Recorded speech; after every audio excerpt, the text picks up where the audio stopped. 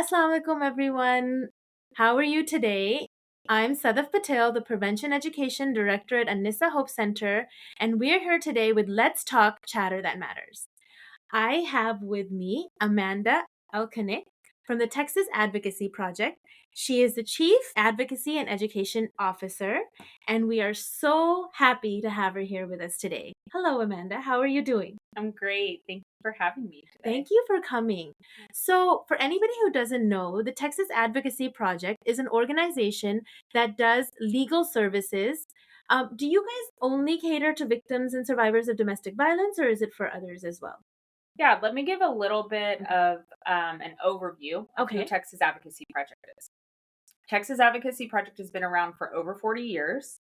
We are a statewide nonprofit agency that provides free legal and social services exclusively for survivors of intimate partner violence, sexual assault, stalking, and human trafficking.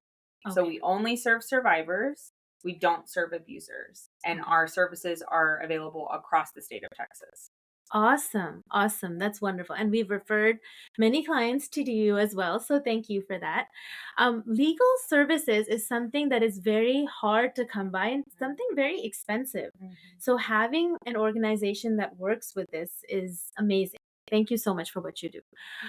But you guys, the way you provide services is more pro se, right? Like you help this client do pro se services, or are you able to like hook them up with a lawyer? Yeah, so we have 18 attorneys on staff. Okay.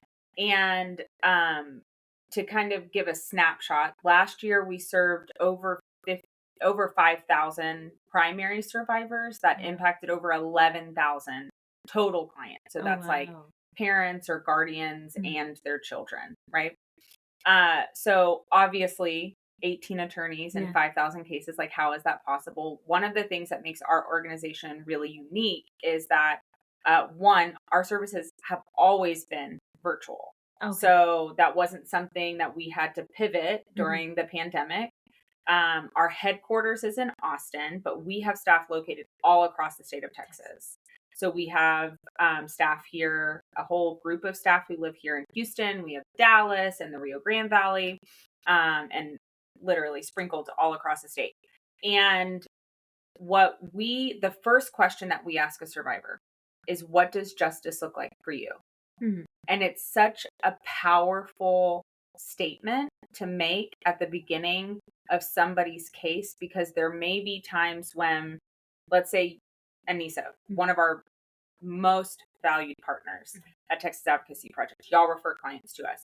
Well, there may be a survivor who isn't ready to go through that legal process yet. Mhm.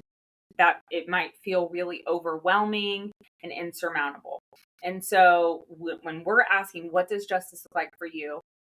Our attorneys get to talk to that survivor about all the legal options available and next steps. So maybe that survivor is currently in an emergency housing situation. Maybe they're staying at a shelter, or maybe they're staying like with friends or family or in a hotel. Well, their basic needs need to be met first. Yeah. Right. So they need, food and water. Their babies need diapers and formula, and those things need to happen first for them to be stabilized, right? Because all of this amazing information that an attorney might discuss with them, they're not going to be able to access that. Yeah. Right? Because of the trauma that they're currently experiencing. So we want to talk about what their legal options are. And then when they're ready to engage in that system, then we can discuss what's the best route to take. So, like in Texas, for example, protective orders are free. You should not have to pay an attorney to get a protective order in Texas. Now, some people do because it's a part of a divorce or something like that. But the order itself, a protective order, is free. So in most counties, or in some counties, the county or the district attorney is the best place to go and seek that type of order, right? So again, you're not having to pay that attorney to draft up this order and going in front of a judge. So when we're looking at how we're partnering with different organizations across the state, we work really closely with county attorneys, with district attorneys. We provide free training to those county and district attorneys so they understand the dynamics of domestic violence and gender-based Which violence. is so important. Oh, yeah. Yeah. Because if I'm a victim and I come in and I'm just another number, Yeah. and I'm having to tell you the most like horrible things I've Again ever and again. experienced, Yeah. you know, Yeah. that's really hard. And so we want to make sure that they're met with trauma-centered care, right? Wherever they're going. So it might mean that we're referring that survivor to an organization like the district or the county attorney's office to get that type of order, because they can get those there for free in some cases. Or we have, and so the spectrum of our services is, yes, we have a pro se, assisted pro se, which means that you are representing yourself in court, model that is nationally recognized. We've presented on our model all across the nation because there is not really anybody doing it in the ways in which we're doing it. Sometimes when you say pro se, people think, oh, I have to go to a website to download a form. Okay. And then now what do I do? How do I fill out this form? Am I doing it the right way? I'm going to have to go to the law library and they're going to help me. Because it's daunting, right? Oh, yeah. The legal language, what you need to do. Well, and especially if it's not your first language. Yeah. So even understanding how to fill out the forms and what the certain words mean and what is the information that somebody needs. Yeah. Right. So our assisted pro se service is different than that. It is our staff. So every paralegals and our attorneys are working hand in hand with that survivor. Okay. We've determined, okay, you want to get a divorce. Maybe the abuser's incarcerated. Maybe the abuser isn't, it's not a contentious situation, right? So maybe they haven't hired an attorney. And there might not be a ton of property. Those are like some of the factors that our attorneys are going to look at. It's a case by case basis when they're looking at these cases. This is a very successful program. Okay. Right. So we want to look at all of the factors included. And then our attorneys and paralegals help draft all of the legal paperwork for that survivor so that we're making sure it's done correctly. Right. And then we're helping write a script for that survivor. So when the judge says this is what you say. When the judge so you says get this, them. Okay, so you get them prepared on what to say and what not to say. Okay, perfect. Yeah, and one of the things that makes our assisted pro se program and the process very successful is the partnerships with local advocates, right? So going to court, I don't know if you've ever had to go to court, like if you've gotten a traffic ticket or something, but it is so scary. Yeah. Even if you're like, I just need to pay my speeding ticket, right? Yeah. So scary. So imagine that you're now having to go into a courtroom and access a court with somebody who's harmed you. Yes. And facing them. And facing them. Yeah. And maybe their family and their friends are showing up too, right? So our services don't only encompass the legal aspect of it. It also includes like emotional safety planning leading up to court, helping a survivor regulate their nervous system and have healthy coping habits while they're preparing to go to court. That's so important.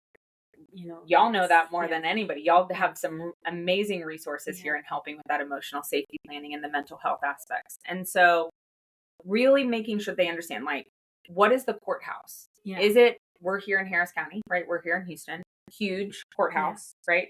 I've worked in a lot of different counties. I've run domestic violence shelters in really rural counties. So in those counties, there's a town square and free parking. And, parking is the worst, right? The court.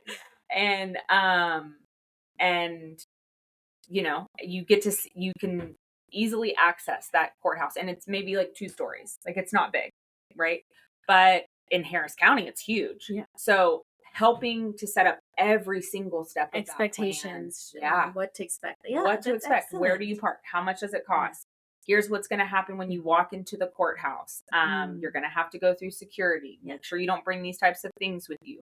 Make sure to dress appropriately, right? Who do you have on your side that can help support you the day of, that you can like lock eyes with, right? And when you feel unsafe or when you feel like you just need help for a moment, maybe that's an advocate, maybe that's their sister, maybe that's their best friend. that can be there to support you through that process too. Yeah. So the assisted pro se program is very successful because of our partnerships with organizations and advocates, and then also because of the incredible work that our attorneys and paralegals do in preparing that survivor, right?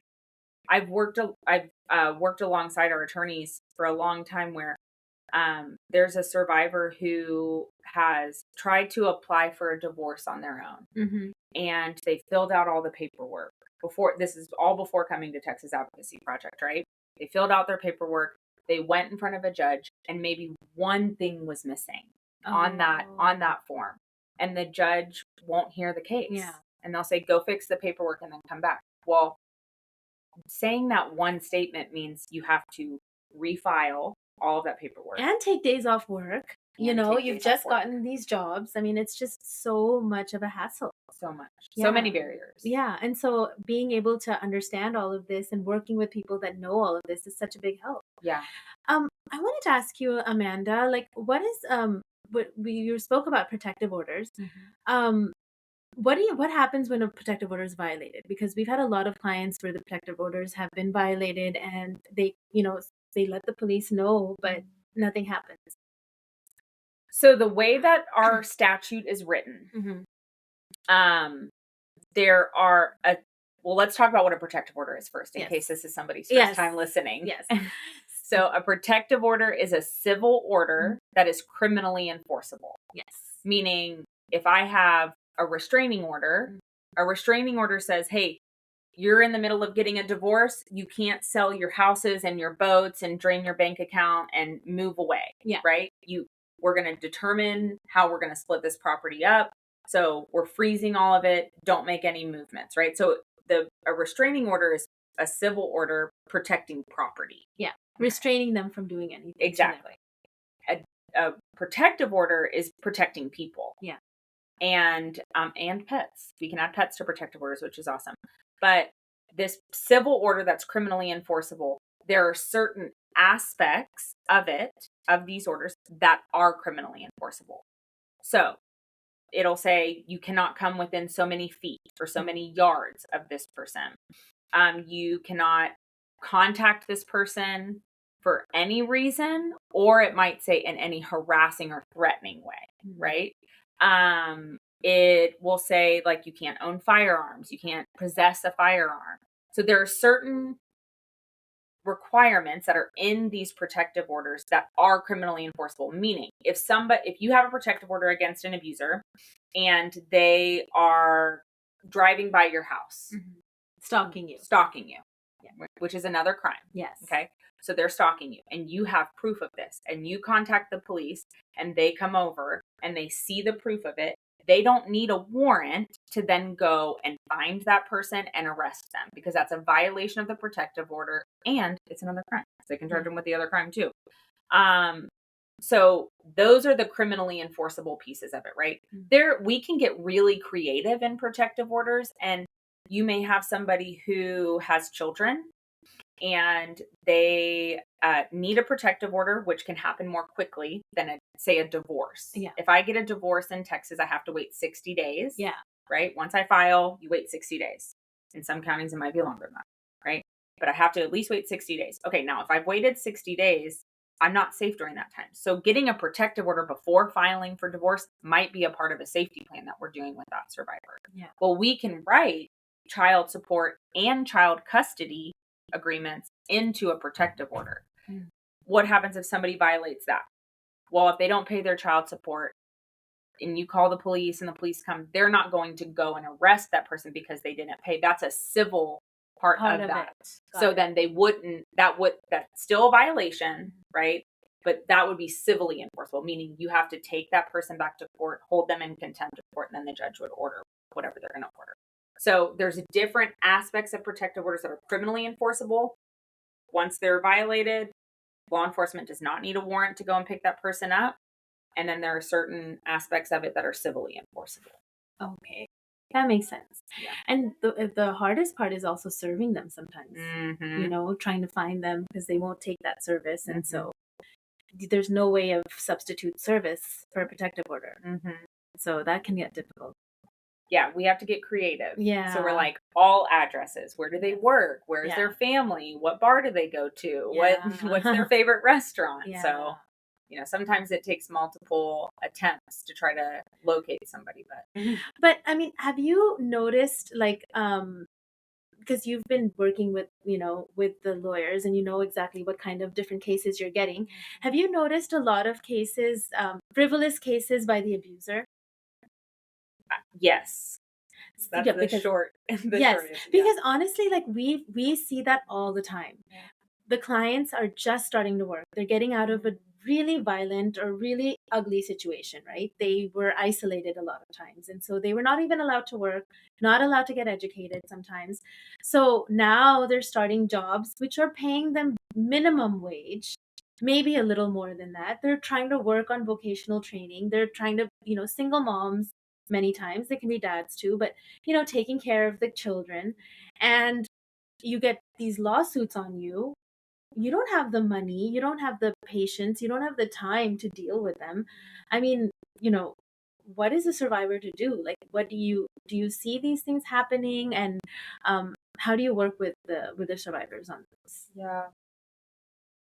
I think it's really important to mention that that is not something that is unique to like us at Texas Advocacy Project seeing that. Yes. Right. This is a very common tactic Yes. that abusers Legal abuse. use to creatively find ways to maintain power and control over their partner. Yes. So even though that victim has separated from their partner and maybe they're in a stable and safe place and they're trying to restart their lives and rebuild their lives, oftentimes from scratch, right? And that abuser, takes them through this system, launches them through this legal system. Yeah. Maybe it's a modification of orders, or Yes. maybe it's, lawsuits, or maybe they're saying that reclaiming custody, getting custody, right. like all of these different things. And that's one of the reasons, again, why Texas or even Advocacy CPS Project. sometimes. Oh, Yeah. for sure, CPS. Yeah. Why I love Texas Advocacy Project so much is because we don't have recency and violence for one of our requirements for services. So this person may have been abused, have experienced abuse in a relationship years before that. And now the abuser is relaunching them through this system. Well, they need help. Mm-hmm. And attorneys are very expensive. We know that, right? We know because our attorneys could go work anywhere and make a lot of money. But every person that works for our organization feels called to this work for their own personal reasons and have dedicated their lives to this work and making change and impacting change in communities across Texas. And they understand we are only working with victims, right? Yes. So when we're only working with victims, just like y'all, then we're trauma informed. Mm-hmm. We understand the different tactics that abusers use and the things that they may say or do, or systems that they might try to manipulate to keep that victim in those relationships. So I think sometimes even in just speaking truth to that, this is another way that they're trying to maintain power and control. And you have control. But it seems like the judges don't understand that.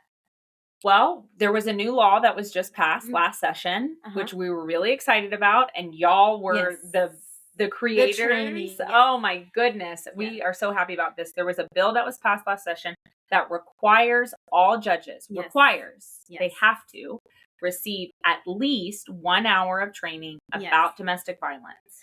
And that is so important. The JADA bill, we are so proud of it, and it'll change systems. It will. It'll change systems, hopefully. What do you see, is there any like legal avenue for when abusers withhold documents, like legal documents from the abuser, whether it's green cards or social security cards or all of this kind of stuff? I mean, it happens all the time, right? They keep their passports and stuff. Is there any avenue like legal recourse for something like that? Yeah, there's a lot of different things that our attorneys can do. It's actually one of our screening questions that we ask is, does your partner have control over any of your documentation, whether that's your passport or your visa or your ID in some cases, right? Even your medical records, like for some survivors, right? So does your partner have control over any of these things? There are a lot of different creative ways that our attorneys would work with the survivor in determining which is the safest way to get access to those documents and get copies of those documents.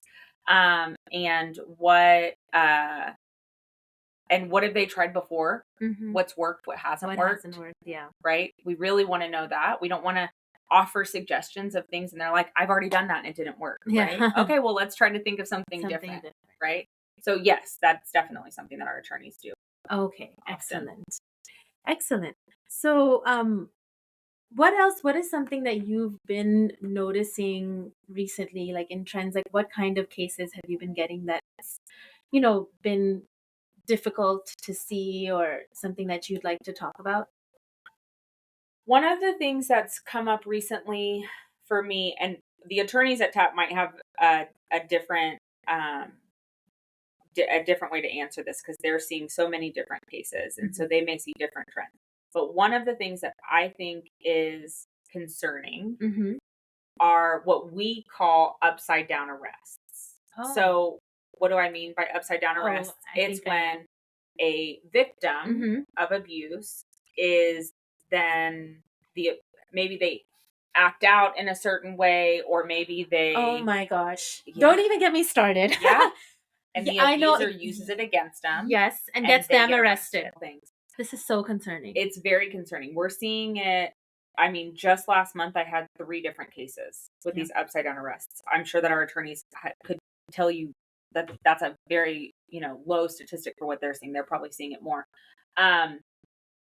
When law enforcement is contacted because there's an abusive incident that's occurring, their job is to maintain public safety and to determine who a predominant aggressor is. Yeah. I did a training recently with y'all at An-Nisa, and I gave this example that I've used for years, right? A long time ago, like I said, I've been doing this work for 20 years. Yeah. Okay, so 20 years ago, when I first started in this movement, people talked about the power and the control wheel and all the different tactics that abusers use in abusive relationships. But they also talked about it with this visual of the cycle of violence. And so to kind of like walk you through what that used to look like, it was like a tension building phase, and then an abusive incident, and then this honeymoon phase. But we don't use that anymore, right? Because it is not an accurate representation of the lived experiences of so many survivors, right? Now, I do love using this as a tool to illustrate when victims become predominant aggressors, okay? I'm being very careful with my words. It's not when victims become abusers, right? Because abuse is a pattern of behavior that uses a lot of different tactics. But when victims become predominant aggressors, in a situation, it's not like a continuous thing. It's in one situation when they, they're retaliating or they're fighting back, they're defending themselves. Right. And I think to paint a picture of how manipulative and coercive control, I think we really need to be talking about coercive control more, because the tactics that abusers use, this is a prime example of coercive control, right? So let's say a victim is really people who have lived experiences are oftentimes hypersensitive to their surroundings. They can walk into any room and they're like surveying the room to see who's happy, who's sad, who's uncomfortable. They're looking at all of those things because that's what they're having to do every single day in their environment. Okay. So they're having to look like, okay, does my partner look like they're annoyed or frustrated, or do I think that they're going to get angry with me? Now let's put kids into the situation. Yeah. Okay. So you're in a home, and in this scenario, I'll use like the victim is the wife and the abuser is the husband, just for the scenario. Okay. And they have children. Well, if I can feel this tension that's happening, right? But my kids are at school and I want to try to minimize the amount of trauma that my kids are seeing, and I want to try to protect them. Then I may agitate a situation just to get it out of the way with, so then When my they kids come, don't see anything, right? And so I've seen that so many times yeah, where victims become predominant aggressors because they're really trying to protect their children. basically get it out of the way. And they're trying to control the situation as much as they can with Yeah. what little power they actually have, right? And so I think, again, we've talked about education. This podcast is a great, public education forum, but it really is top down. Like, not only do judges need to be trained, not only do law enforcement officers need to be trained, and district attorneys and county attorneys and attorneys, like our attorneys and y'all's advocates, but also the community. Yeah, like we're doing training. We're working on training for like beauticians. I love it. And then we've done doctors and dentists or something else that we. So people that are constantly in touch with the regular person, right? And then they can also help them get resources. Okay, what can you do to get the help you need?